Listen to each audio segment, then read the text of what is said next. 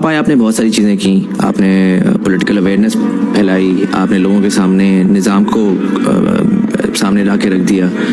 आपको पर्सनली कैसा फील होता है कि अगर आप फॉर एग्जांपल कामयाब ना हो,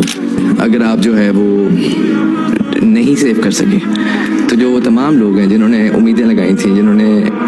ये मेहनत की थी, ये होप किया था कि यार इस मुल्क के अंदर हम कुछ निकाल सकते हैं, उनका क्या होगा?